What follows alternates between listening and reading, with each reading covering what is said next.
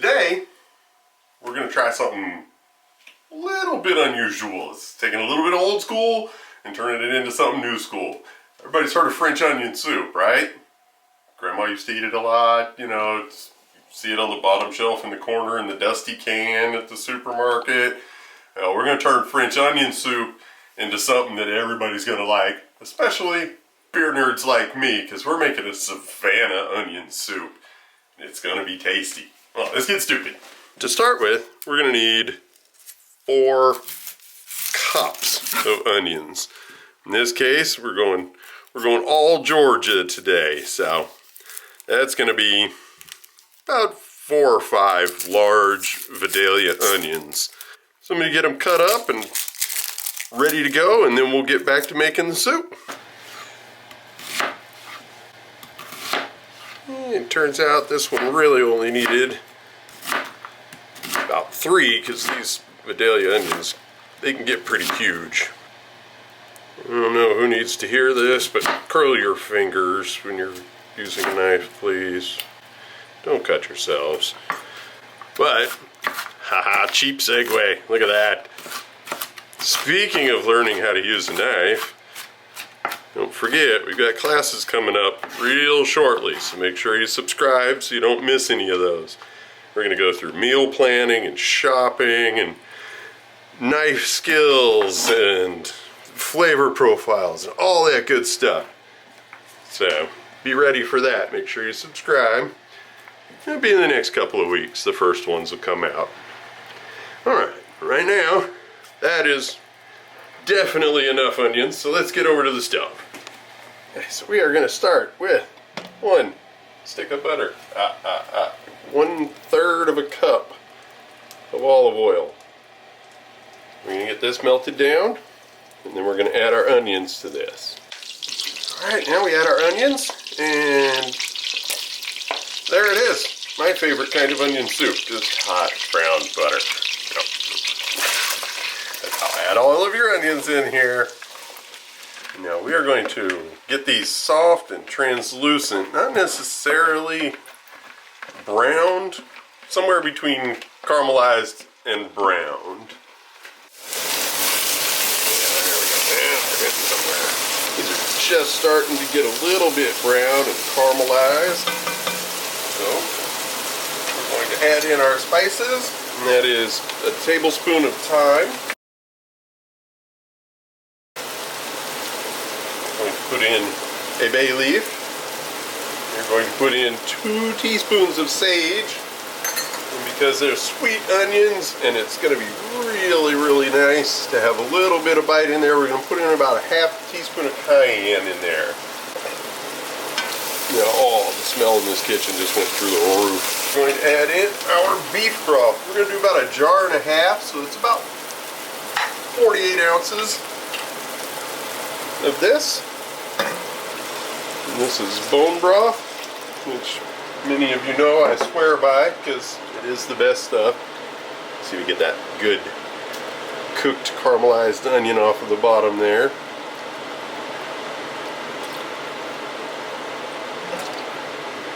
Yep. And make sure that we're keeping it Georgia and Savannah. I'm going to put in Savannah River IPA right in there with it.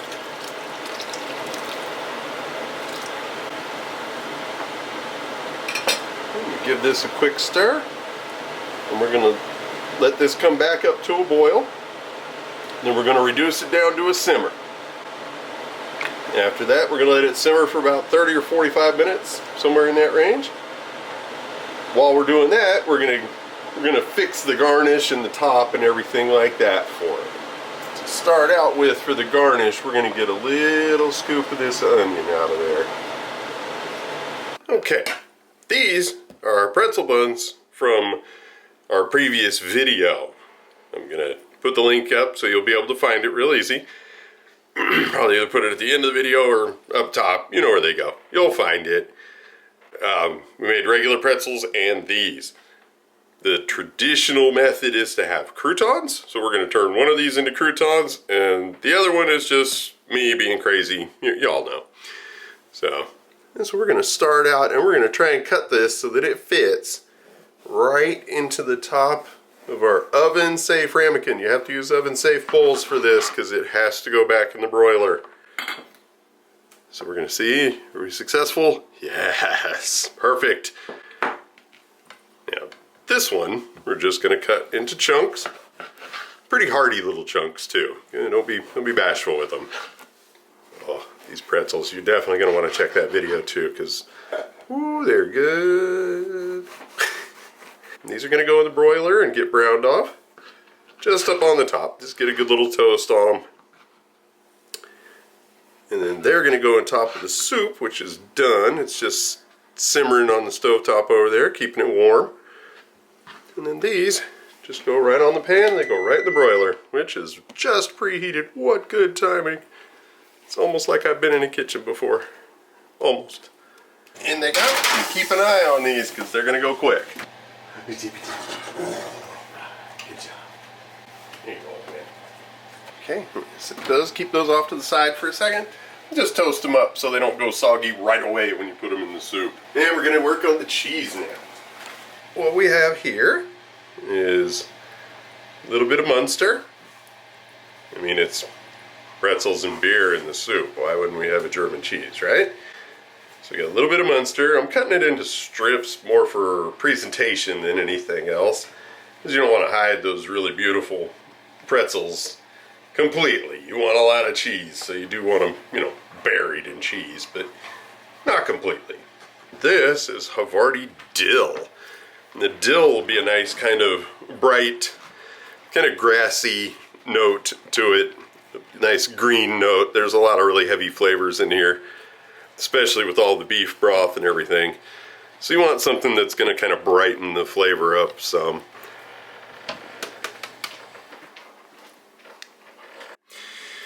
Alright, time to assemble.